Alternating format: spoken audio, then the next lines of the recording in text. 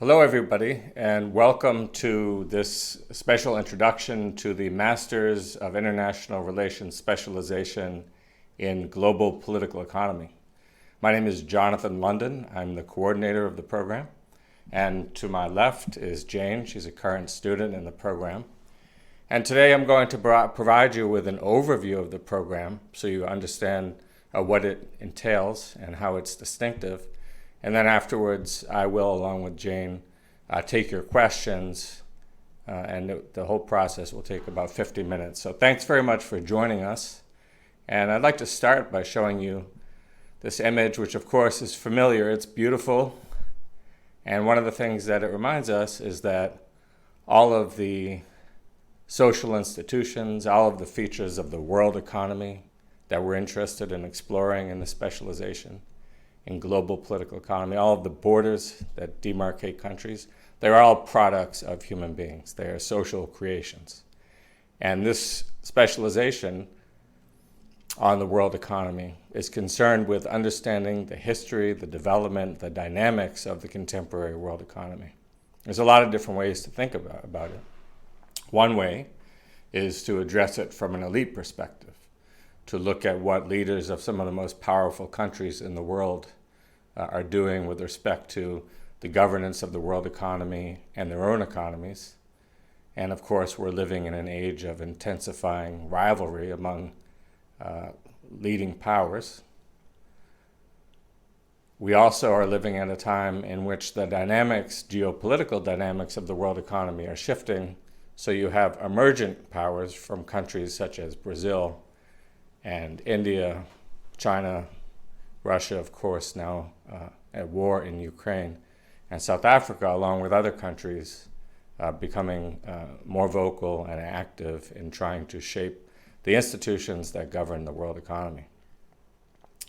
But there are other ways of thinking about the world economy and looking at the economy from a non-elite perspective.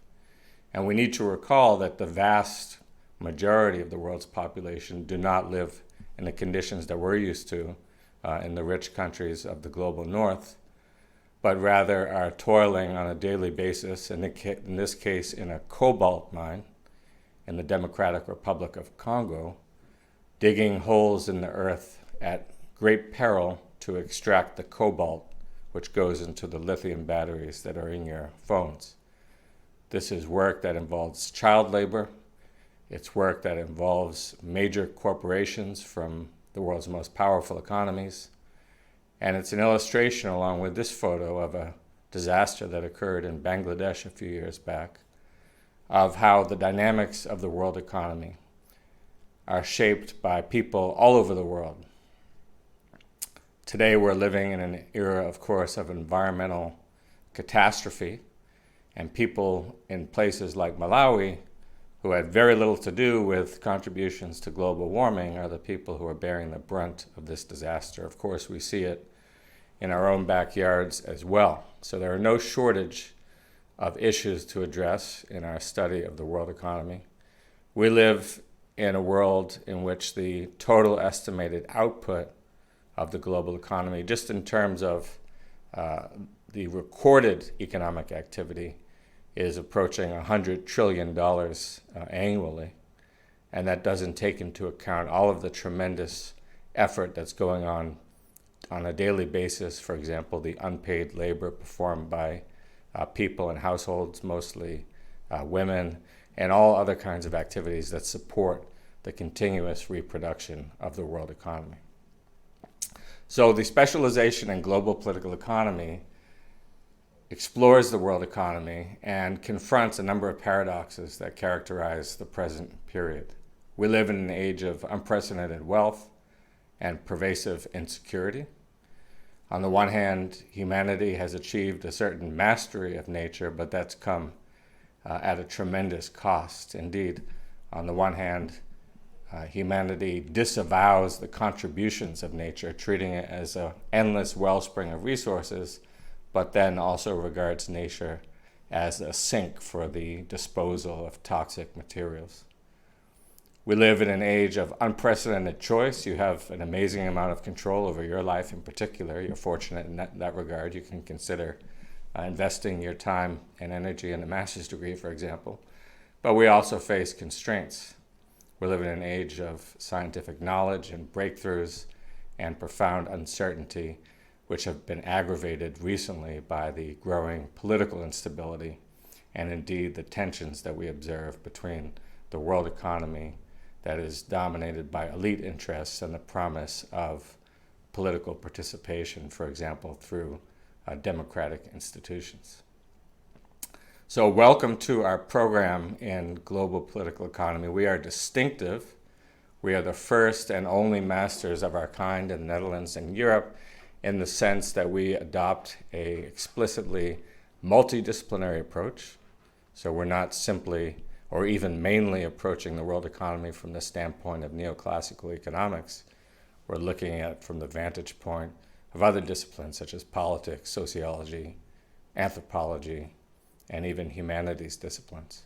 We also are very explicit in our embrace of theoretical pluralism. That is, we find value in exploring the strengths and limitations of different explanatory approaches to the world economy, something we can talk about in the question and answer session. We feature a range of electives that you'll find attractive, and over the course of your studies, you'll be developing a thesis, which will give you practice in developing an independent investigation of some theme of interest to you, and through the courses and through the thesis, you'll be developing the knowledge and skills that will equip you to contribute value to organizations across a range of fields.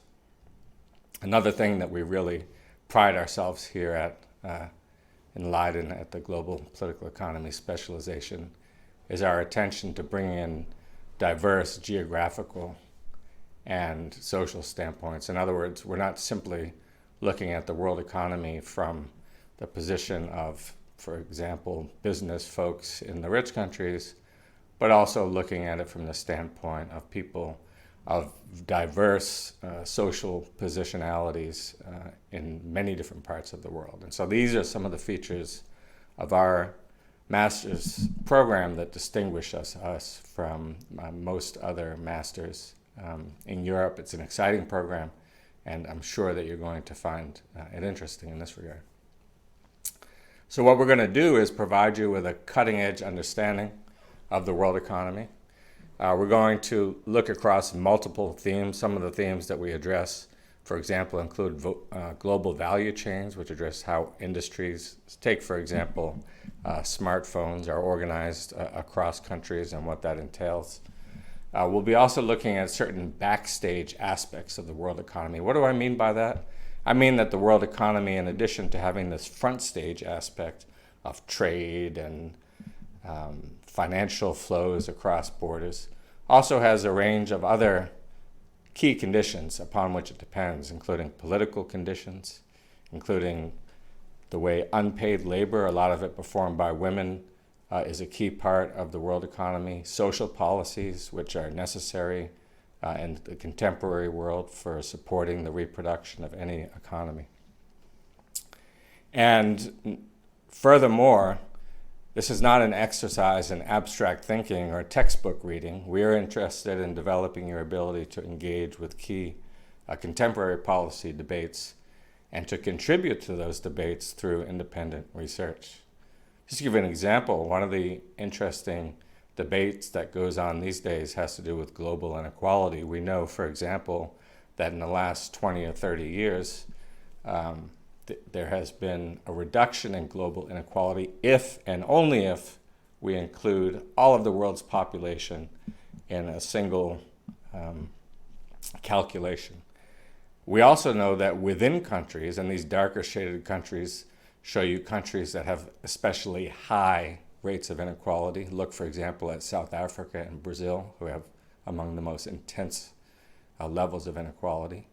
That within most countries, inequality has been on the rise, and that this has indeed increased at the same time we've seen a period in the expansion of the global market. So this is sort of an illustration of how the world looks differently in different parts of the world. We have the rich countries, we have the up-and-coming countries, And we have, of course, also, and the slides are not advancing at this point. Oh, sorry. We have lower and middle income countries such as India, and places like Myanmar, for example, where people are existing in a state that's quite disparate from conditions that we face. So coming into our program, what will you study? First of all, we will absolutely be providing you with an analysis of the determinants of economic growth on a world scale over a period of time, developing that historical perspective so you can understand the present. We'll be looking at poverty, which according to some measures is way down, and according to other measures the reductions are way short of what could be achieved, as well as these issues about inequality. And inequality is crucial because it shapes not just the conditions under which we live, but also our life chances. What sorts of opportunities do people have in different parts of the world to participate in the world economy? These are vital issues. These are not these are issues that absolutely shape the fortunes of nations and of individuals and households. We're also interested, as I mentioned, in delving into the organization of global industries. Consider everything you've consumed. Consider everything you're wearing at this very moment. Most of the clothing that you're wearing has been produced by people your age under frequently difficult conditions in various parts of the world, and it's vital for us to appreciate how we are linked globally. And of course, you are familiar with the idea that in the context of rivalries between major powers, there's a reorganization of global industries. In particular, a lot of movement of companies out of China, for example, into other countries.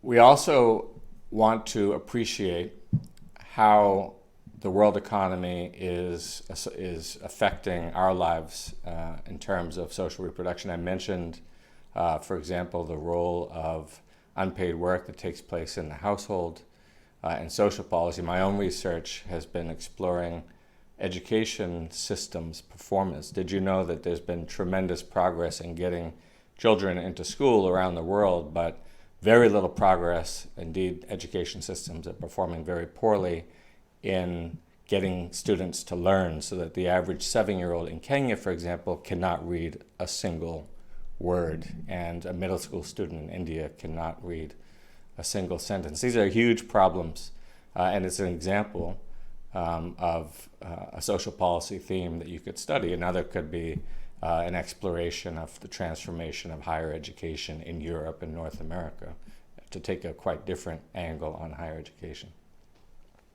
And then we're also looking at environmental sustainability. Of course, the ecosystem is the basis of the entire economy, and if we think within the next 20 to 30 years, the amount of resources that are going to be extracted from the world will double in their volume. It's just almost unfathomable. And this presents, huge challenges and an additional area of exploration for you in our program. And then finally, again, we have these political tensions that we are facing. So I am the coordinator of the program. You can look me up online and feel free to send me an email. I'll be more than happy to answer your questions. I'm coming to this program from a political economy and sociology background. I'm conversant in economics traditions as well. And just to give you a flavor of some of the electives that you can take in our program, there are a whole list of electives, but 3 of the electives that we have paid special attention to developing within the global political economy specialization include global economy and the environment, which is taught by Christian Henderson, my colleague; global labor studies, taught by Stefano Bellucci, who is a renowned scholar of labor, especially with an Africa focus; and global social policy, taught by myself and also Maria Gabriela Palacio Ledena, who is a scholar of the informal economy in Latin America. So this gives you a sort of flavor of our program. So what are you going to get from our program? Well, you'll exit the program with a set of transferable skills, that is, skills and competencies that you can bring with you for the rest of your life. You're going to be able to independently contribute to debates and analysis of the world economy, which is a sought-after skill in the contemporary labor market. And you're going to bring value to organizations across a range of fields. And if you survey our graduates, you'll see that they are indeed working in an impressive range of fields. And it's always great when they come back to us and we see all the great things that they're up to and interested in pursuing. And so this specialization really prepares you for your future. It's an exciting program. It's rigorous. It's intense. And I think Jane, who is joining me here, will also share with you that it has its enjoyable aspects as well. So thank you for your attention. And now we'll field in questions. Before we do get to your questions, I'll pass it to Jane for some comments. So hello everyone, it's really nice to not see you, but get to see that you're interested in the course. I suppose I came to the course with a politics and an economics background. My economics education is very neoclassical in its perspective, and I really wanted to open it up to be transferable, use, and feel like I could use it. Which I know is funny to say because it's an economics degree. It's incredibly useful, but I found that I couldn't use it to do what I wanted to do with it. And I thought this course provided a lot of interplay between the economy and society that I was really seeking. And it's just really interesting, and everything you said is exactly why I was sold on the course, and along with friends having done it in the past and saying how eye-opening it was, and it was just really insightful. So if you have any questions, feel free to field them my way. I have one question for you, which is where are you from? And also, what has your experience been like coming from outside the Netherlands to Leiden, and in particular to our specialization? That's a very good question. So I'm from Ireland, and Cork specifically. If you're Irish, you'll get that. But so I came from this very not very expansive view of the world. It was very much like Irish centered. I very much had to make a very concerted effort not to study Irish politics. It was very much thrown at us, and I was trying to move away from that. And it was very appealing to come to the Netherlands, have a different take on the world. I'm very lucky that I got to study abroad here in my third year of my degree, which was the best experience ever. And I was able to take the Student for the Day open day, which was really insightful. If you can come to the Netherlands for it, do. I'll be running it, so it'll be great. Not to be biased, but it was very insightful to kind of see the way the world works here versus Ireland, where I obviously have to take a flight to come here, unlike my German friends who can just get a train. And it made me feel a lot more connected to international organizations where I can make a difference. Okay, great. Okay, so I'm seeing some questions come up, and the first one has been asked by Margarita, who asks, what kind of topics do students in this program write their thesis about? And I can tell you it runs the gamut. I have had students who have done projects, for example, on the construction of hydroelectric dams in places like the Mekong region, which of course is in Southeast Asia, but also in Ethiopia. I have a student right now who is doing research on how laborers from China are assembling luxury items in Italy and what their experiences are. I have students who have studied the integration of Central and Eastern European countries into the European Union. It really is exceptionally diverse, extraordinarily diverse. I love it. It's great. And indeed, you'll be invited to pursue a thesis on any theme that has a demonstrable relation to the world economy, which is virtually unlimited in terms of your choice of thesis topics. And you will be supervised in that process, of course, by one of the faculty within the degree program.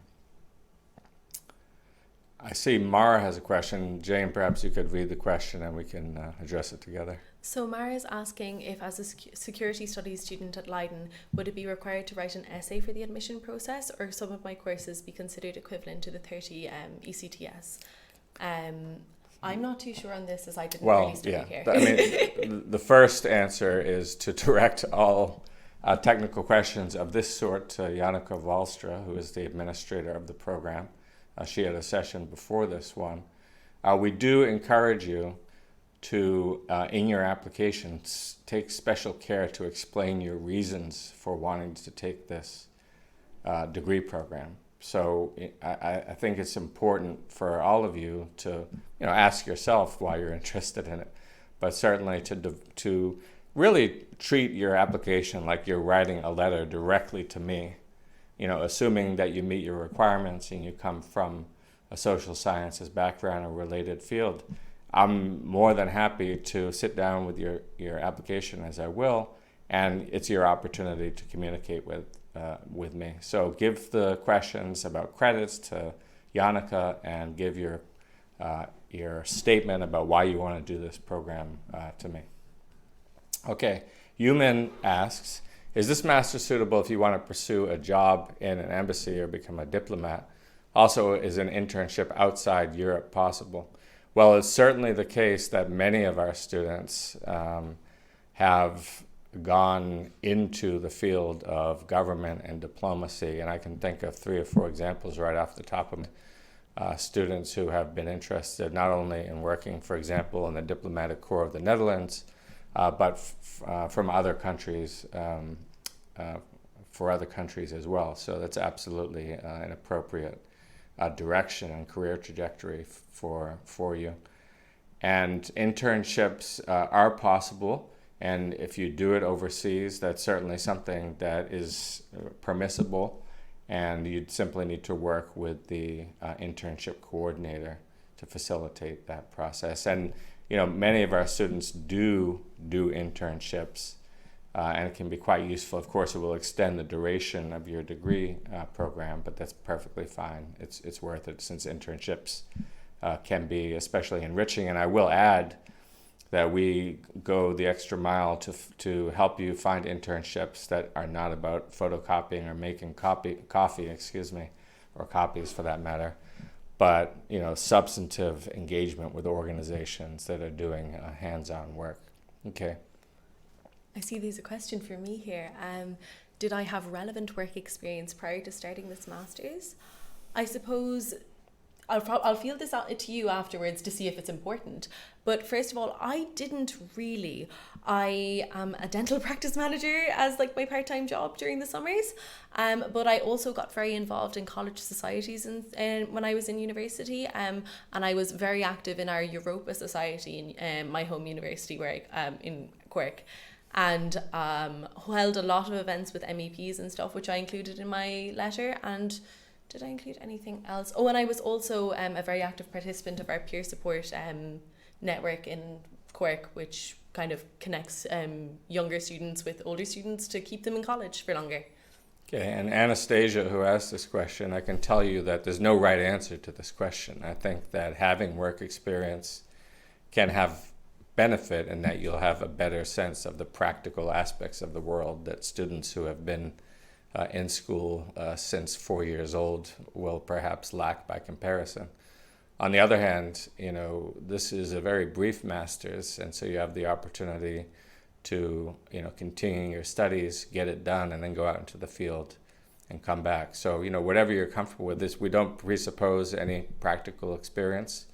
All we require is that students be motivated and ready to work. Of course, it is enjoyable, stimulating work, this program, and so whether you decide to have practical work experience or not is entirely up to you. The next question asks, if I would start my application process now and would be accepted, would I be able to start in September 2024? And I think the answer is absolutely yes. That's why we're having this event right now. So get going on your applications. The earlier the better, on a rolling basis, and it's to your advantage to get your application in as quickly as you can.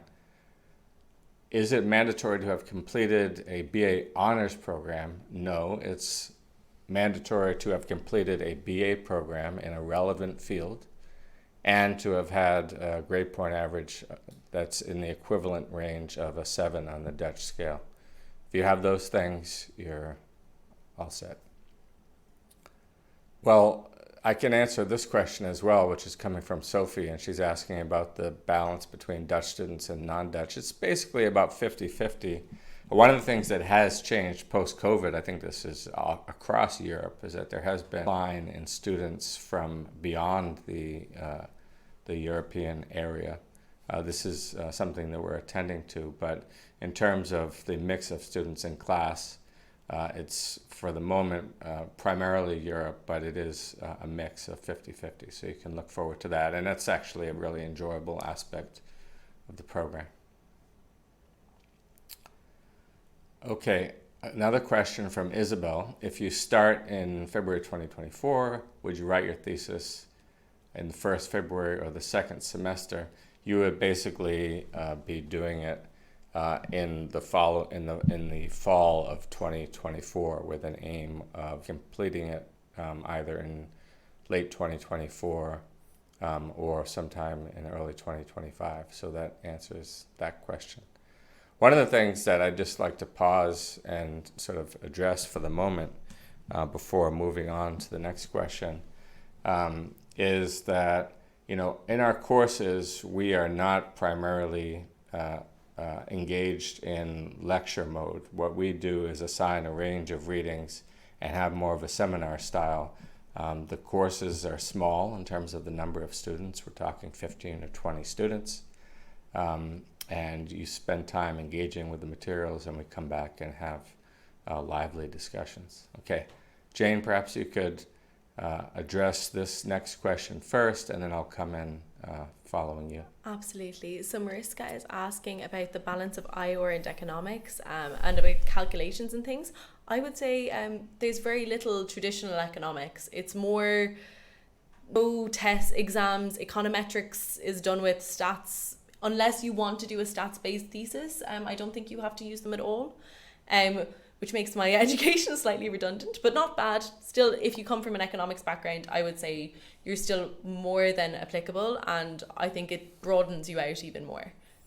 Yeah, and I think I'll add two things here. Firstly, with respect to economics, there are students who come from economics backgrounds, and I have had a few students who have done things like running regressions, which you are by no means expected to do, since we are not assuming any prior knowledge of econometrics or statistical analysis. But just to mention that you can do that sort of thing if you have training in that area. Secondly, the balance of international relations. Let me tell you something, which is that our course on global political economy, our specialization, does not actually address mainstream IR, international relations theory. You will get that in your course on humanities-based international relations, which is a requirement for the master's specialization, for the master's degree. Our course is really focused on the following theoretical traditions. First, we are considering the tradition of neoclassical economics. This is the body of thought that traces its lineage back to well before economics to the political economy of Adam Smith, who of course is associated with his Wealth of Nations and his explorations of the emergence of the market economy. Adam Smith, of course, was famously associated with the quote, "the invisible hand," which is a line that appears only once in this tremendous volume of work and is being used for specific purposes. He was as much a sociologist as he was an economist, and that he was very interested in trust. And then the other important figure in classical political economy is David Ricardo. And that tradition has carried forward into the field of economics. So we have the emergence of contemporary, mainstream economics over the last 100 years or so. And economics itself is a broad intellectual field, of course. We have neoclassical approaches, we have Keynesian approaches. So we'll be exploring that. The second theoretical tradition that we engage with in this specialization we call critical political economy. This doesn't suggest that only people who are interested in this tradition are capable of critical thinking. Far from it. It's that this tradition of political economy emerged as a critique of classical political economy. So it includes, but isn't limited, for example, to Marxist perspectives on the world economy. Of course, Marx himself was tremendously influenced by both Smith and Ricardo, but he was very much interested in developing a critique of this new form of economy at least in his time, called Capitalism. And not only are we looking at Marx, but there are other important critical political economists, including Max Weber, who we'll come back to in a moment. He's critical in the sense that he viewed social life in any form of economy about competition among competing social groups. And then lastly and importantly, the work of somebody in the critical condition, Karl Polanyi, who worked in the mid-20th century, who showed how the emergence of the market economy in the contemporary era as well in the past has really been a project promoted by certain elite interests. A third tradition, and just going to spend a little bit of time answering this question because I think it's helpful for all of you, is what we could call a state-centered perspective that asks the question, why are some states effective or ineffective in promoting prosperity and in structuring participation in the world economy that generates improvements in living standards for their citizens or lively economies? And this is a very practical area of research. Again, Max Weber comes in here as well because he was concerned with this question, but it's very contemporary too. And it asks, in the contemporary world economy in 2023, how can governments and policies be designed and implemented in a way that meets a variety of goals, whether it's economic growth or improving living standards. In addition to those three theoretical perspectives, we are interested in how different social groups experience the world economy. This is where things like feminist critiques of the world economy come in. Now, you could be a feminist and still believe in libertarian neoclassical economics if you believe that the market is the path to liberation for women, for example. Or, for example, we can look at the experience of different ethnic minorities or racialized social groups and how differences in how people have been treated historically owing to their membership in different ethnic or racialized groups has facilitated unequal treatment and how that's shaped life experiences within capitalism. So these are the kinds of perspectives that we are bringing to bear. I'm not principally concerned in this program with what John Mearsheimer had to say or some of this traditional IR theory. That's not the focus of this specialization. You will get that in the other international relations course. So I hope that answers your question. I'll be happy to answer additional questions of that ilk via email if any of you should have those. Okay, Mariana asks, how analytical is this program? Would it prepare us to take up a PhD on economic policy analysis roles? This is a program that will provide you with a solid grounding in the analysis of the world economy. First step toward PhD studies. We're not going to be, you're not going to be taking courses in econometric analysis. You're not going to be taking specialized methodological courses aside from the general and quite useful master's course on methodology. And so this is appropriately viewed as a building block, in your portfolio, which could then indeed be useful if you wanted to go further into a PhD program in economic policy analysis, for example.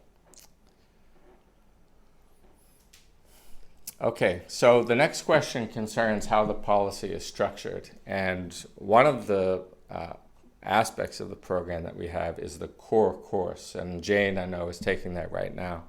And so I'm going to ask or invite her, and I'm sure you'll be relieved to hear from her instead of just me, about what this core course has been like so far, and then we can talk a little bit about the other program components. So I suppose the core course, I was a bit not caught off guard, but I was really surprised by the amount of student engagement in the class. And I was like, wait, I have an opinion?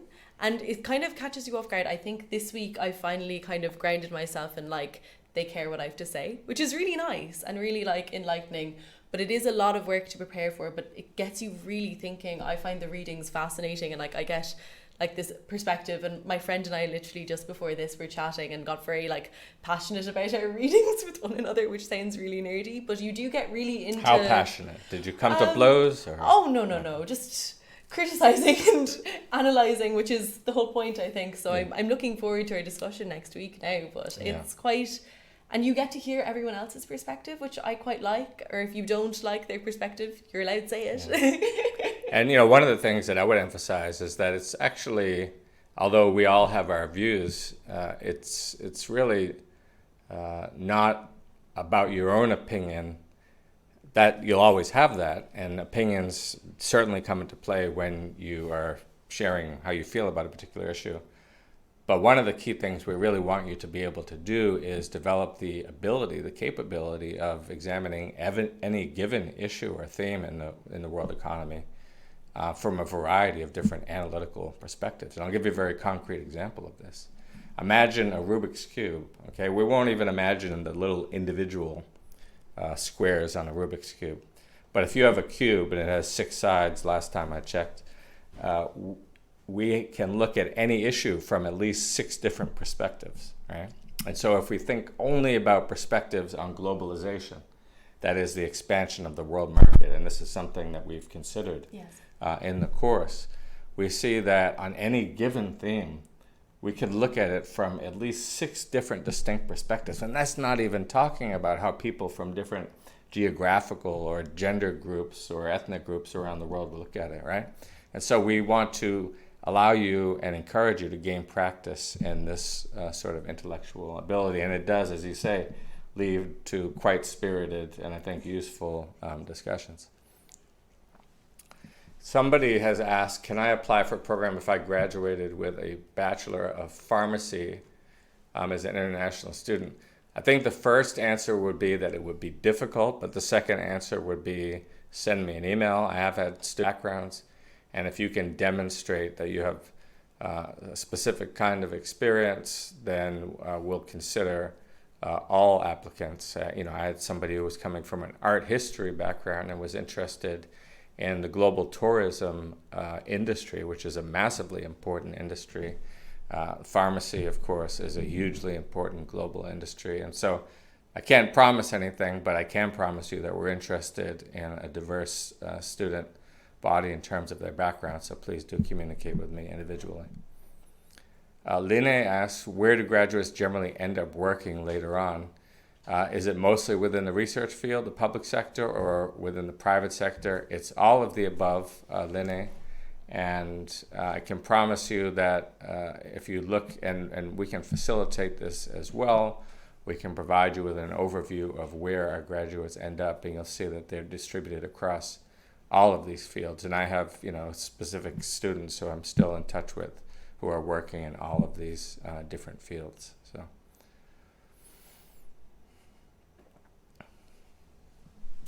Okay, so Alperen, if I'm getting your name correctly, asks, how specific should my research question be in my motivation letter? I think if you have a general idea of what you're interested in exploring, that's perfectly fine. In fact, the research question, which most of you will not know at this point, is a very special aspect of a research problem and actually emerge until midway through the research process. What you really need to be doing is identifying what people call in research a research problem. That is, you need to identify some specific issue or aspect of a specific issue that you think we need to know more about, right? And you need to ask, what do we gain from knowing more about this issue? And also, what do we risk losing by not knowing more? That is the research problem. Once you have that done, then you go into and explore existing research in the field. It is through your exploration of the existing body of research that you identify your research question. So we're not expecting a polished research question. If you have a general question, or if you identify a research problem that you think is significant and you'd like to explore, then we'd be happy to see it. I don't know if you are at the beginning of your efforts to think about a research topic or a research problem. Very much so. It's very much all I can think about. Literally today or this week we were discussing research problems, and it's really good to kind of get your head around things and kind of figure out what you're interested in. And I suppose the good thing to remember is to broaden out your field before you narrow it down. Like, what are you generally interested in, and then what reflects that the best. And I don't want to say too much more because I might jinx myself. So this is something that you want to pay attention to from the early stages of the program, but it's not something you need to excessively worry about at this point in time. Did Fiona asks, I understand correctly that I need to include my research question in my letter of application? No, you should simply explain your rationale for applying to the program. What is your motivation for joining this program? What is it about your background that leads you to believe that this would be an interesting program? And a statement of that nature would be more than that would be actually wonderful. So simply explain to us your rationale for pursuing graduate studies in this program. Sophie asks, do we need maths for this course? I'm doing an anthropology bachelor and haven't done maths in school. No, Sophie, you do not need maths for this course. So that's the simple answer to this question. I'll elaborate. And Margarita comes back and asks, how do I arrange student housing from my current location abroad? This is indeed a extremely important consideration. I encourage all of you to join our program, and I encourage all of you who are admitted to immediately begin to explore this issue, because there are instances amid the housing crunch of students who are unable to find housing, and it can be a major issue. So I'm very happy, Margarita, that you brought this up, and you can again consult with Janneke Valstra, who is the administrator for the program, for more information on this. But the key point to remember here is be as early as you can in initiating this process.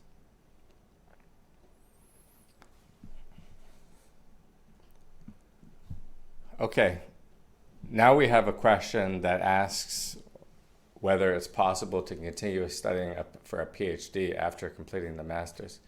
And individual PhD degrees here at Leiden University, like most universities in Europe, follow a system of a position being funded and then announced publicly. So we do not have a PhD track from our master's degree directly to a PhD. If you're interested in doing a PhD here at another university, you have to await for a position to arise, and you pursue it in that manner. So this program does not offer its own PhD track. Excuse me.